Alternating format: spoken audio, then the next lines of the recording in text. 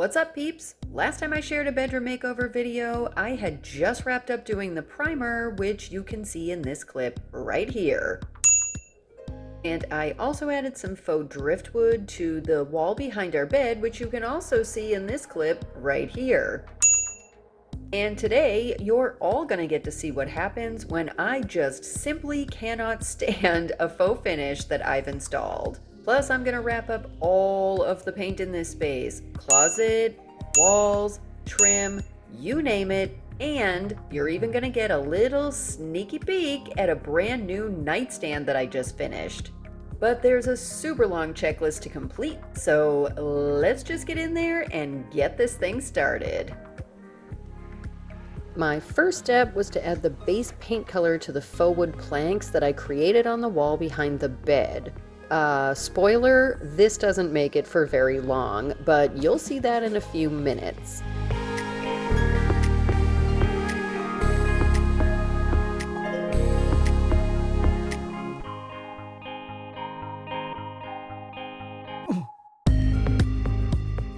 I'm using Behr Premium Plus interior paint and primer in one, and it's in a flat finish.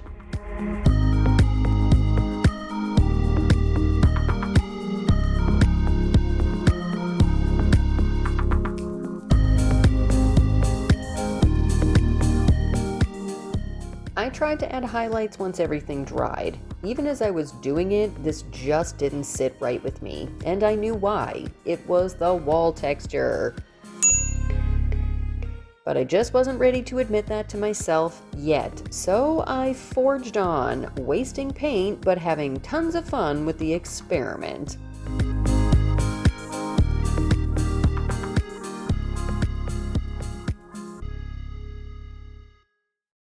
This is going to be me just rolling the brown over this again because I am going to come in with what's on the wall above it as my highlight of the grain color and hope that's just good enough.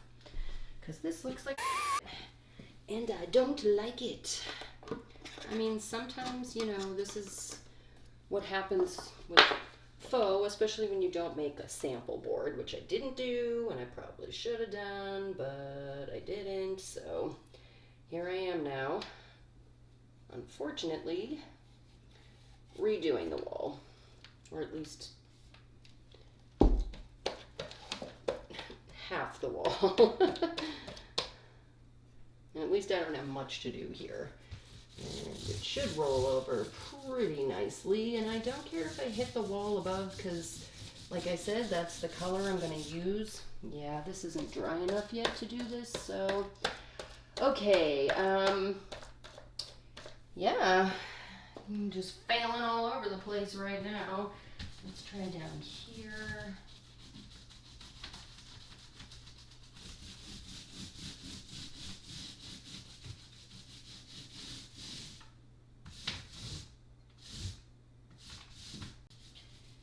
Probably the best angle ever. Here's my... That's great. Luckily this is behind my bed, so I kind of just like don't care, but I still kind of care.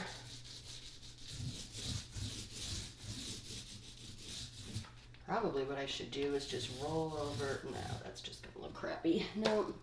What I should do is just cover it up and then come back in with the colors that I know will actually work. So that's what I'm doing.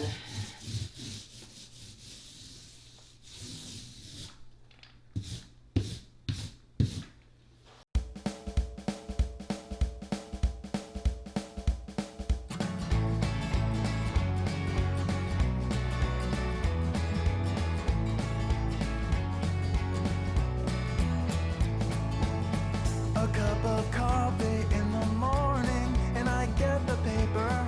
I check the headlines and decide that I am bored. I check my email and I decide to answer later. Another cup of coffee and I drag myself to work. My life is grounded in a firm routine of coffee, sleep, and work. I am not boring, I just stick to what I know.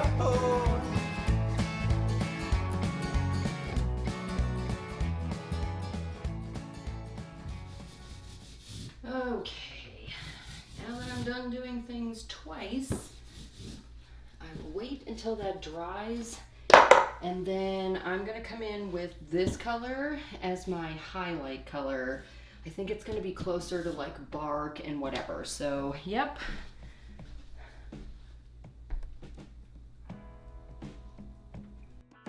My plan was to create a faux walnut trim, so I started by creating a sample in the same color as the base paint behind the bed.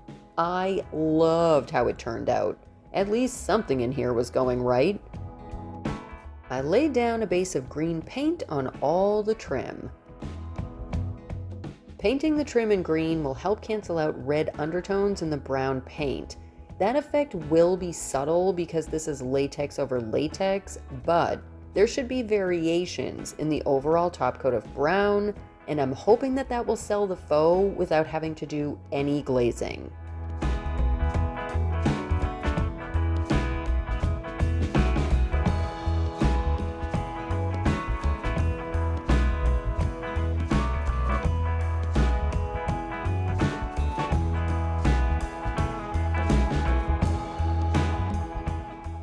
I finished everything up off camera. Then I spent about 10 full minutes painting something you couldn't even see. Like I said, terrible YouTuber. Sorry, folks. Anyway, that's better. So I didn't hate it, but it just wasn't looking like I thought it would. I really needed a thicker layer of compound to conceal that texture. But instead of fixing it, I used a wide foam brush to dry brush on a light coat of that greenish primer.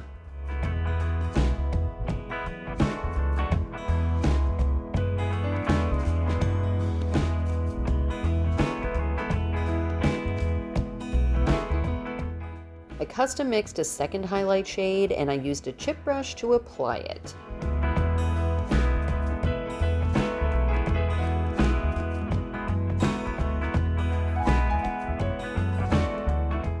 I went in sparingly, but it just still didn't feel right. So what did I do? I went and mixed a second highlight color, and I grabbed another chip brush to apply that. Sadly, I feel like you all know exactly where this is going. Yeah, because it's the wall that's a problem, not the faux.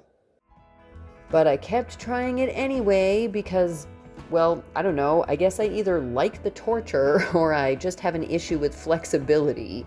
Either way, I finished it all up off camera and I stepped away from the faux. And instead started something I knew would go well, aka painting the walls. Yeah, and I thought I loved the first color that I used, and I actually used the same paint and primer formula for both gallons, but I just got it tinted in two different colors. This one is even more foresty green than the first coat, and I was instantly in love with it.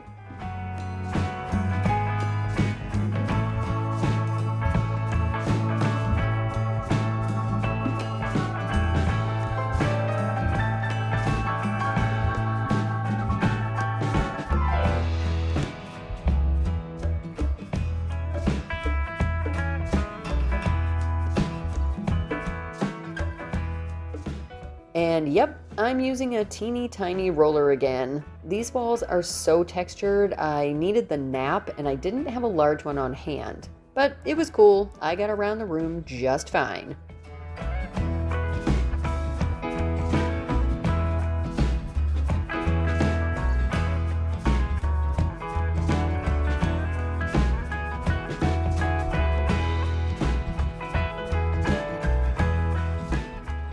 I finished up most of the room off camera because I knew it would just be pretty boring to see the same color go over the same color.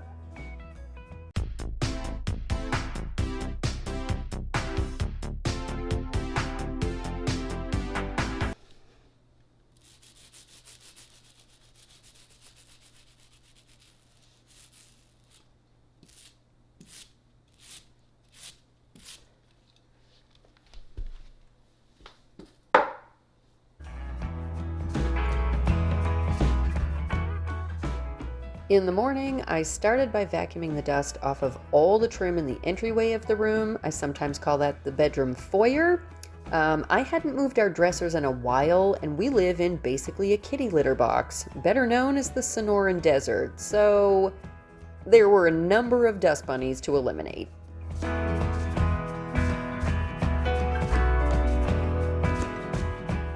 Then I got to doing the trim.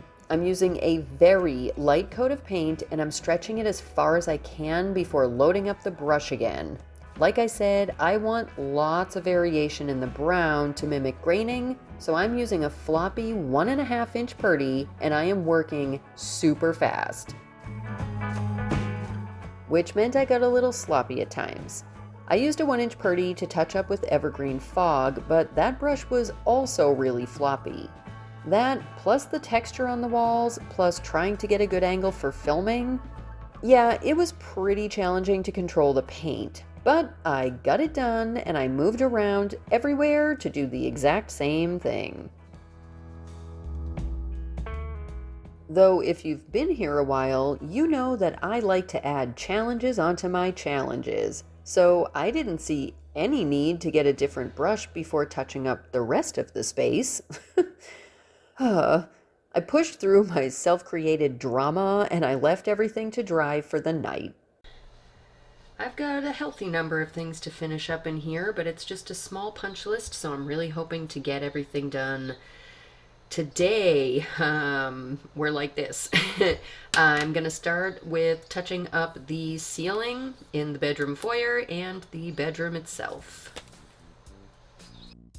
I had some flat ceiling paint on hand, so I did 2 coats using an artist brush.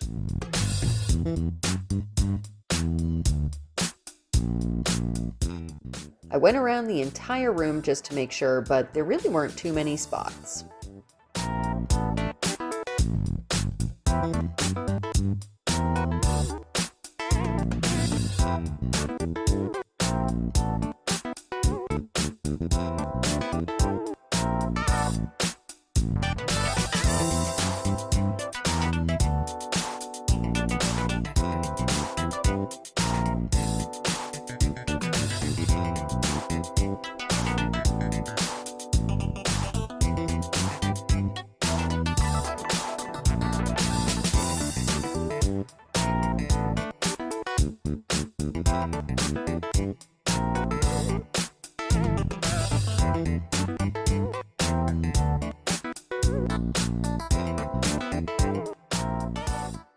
I gave all the switch plates, outlet covers, and their corresponding screws 2 coats of whichever paint matched wherever their location was in the room, and I left them to dry.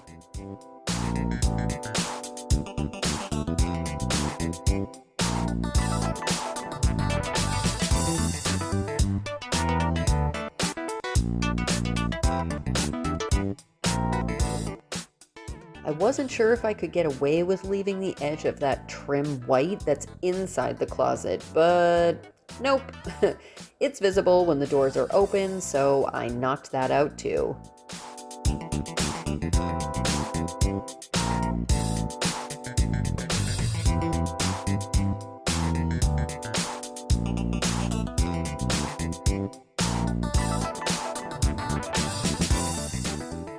Like I said, I got sloppy with the brown to get the right graining effect. And to be fair, I wouldn't have to do all this touching up if I had taped off, but in this case, I actually didn't mind. I haven't painted the trim or doors in this room in probably close to 5 years, so it definitely needed a refresh. And I already had the semi-gloss white paint on hand, so there it is.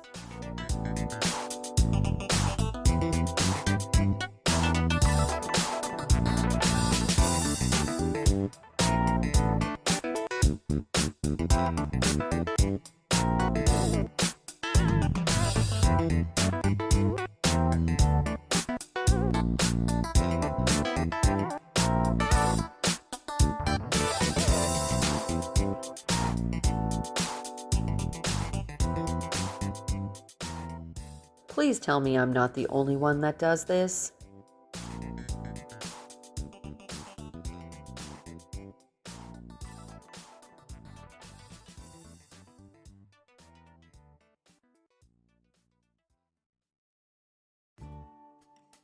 So I finally had no choice but to come back around to the faux. It needed something. Note to past Jen, you need to fix the wall texture. This time I did tape off. I didn't want to have to do any more touch-ups. And to avoid bleed under issues, I first painted the wall color along the tape line. That way if anything bleeds under, it's the color that belongs there.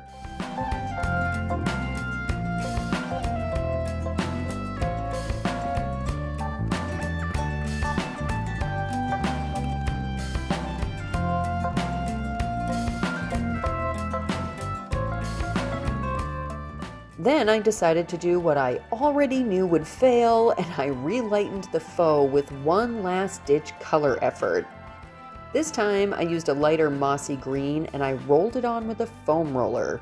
I tried to convince myself that that would help, but you already know that it didn't. But despite all that, I persevered and finished it anyway.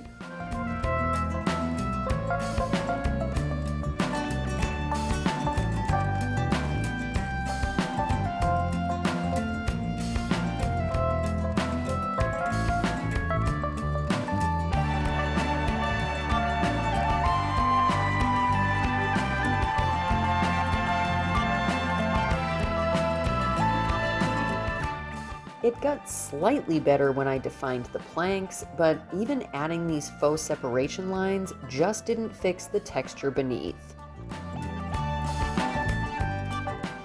I finished this off camera and once again stepped away. Then it was time to get to the closet doors, so I grabbed the paint, but okay, just opened this and I have to throw it all out because I'm pretty sure that's mold. I used BB Frosch in this paint. If you haven't seen the bed makeover video, I will link to that down in the description. Because you have to mix BB Frosch into water and then I mixed it into this, I just guess I didn't get to this fast enough. And unfortunately, it's dead. So now I'm going to have to go pull around my closet and see what I got for paint. But, yep. Use your paint faster, people, or you might mold too. So I tossed that and quickly measured the doors. Okay, so as you just saw, I measured the closet doors. I am approximating about 60 square feet of space, surface space that I have to cover. And I have these pints of Benjamin Moore color samples that I got ages ago. I've used about half of this one on another project, but this one is completely full. Turns out a pint will cover roughly 50 square feet, so I've got about 70-ish square feet between the two of these, so it should be enough to cover all of those doors. I may just add a splash of white Behr paint as well to this, just to doubly make sure I have enough to do 2 coats, because I think they're gonna need it. But I'm just gonna get mixing and hope and pray you and me together are doing this, and then I'll have enough paint to get these closet doors done.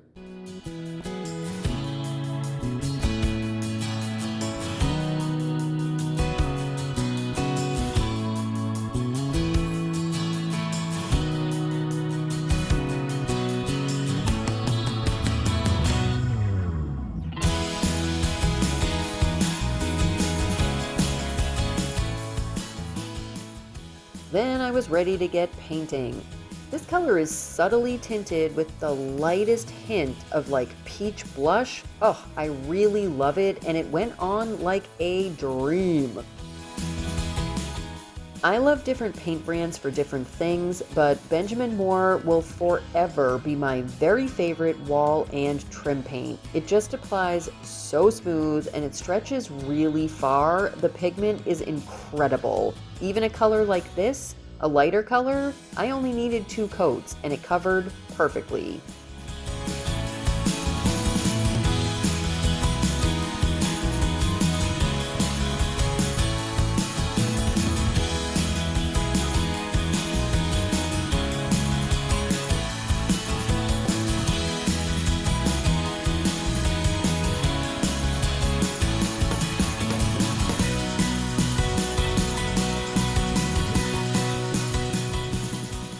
I did the second coat off camera, but check this out. You want to talk about a good estimation here? I don't know if you'll even be able to see it, but that's just at the bottom. I basically have nothing left. Just enough for touch-ups. And that, my peeps, is where I called this space officially complete. Well, almost. I have that nightstand that I mentioned at the start, plus this project too.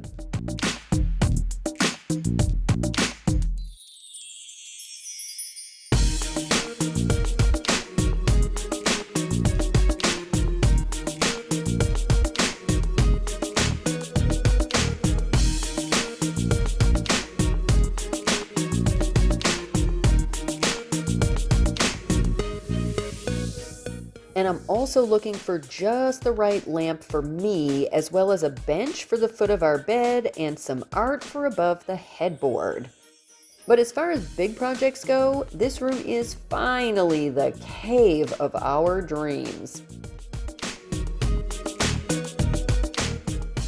Don't forget to subscribe so you don't miss the rest of this series or any of my other videos. Thanks so much for being here and watching. Later, peeps!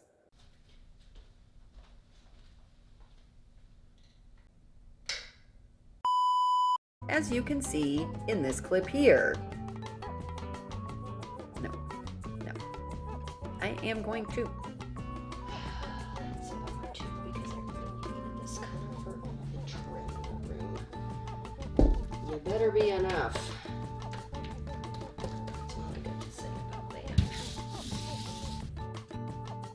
Painting the tree and grin.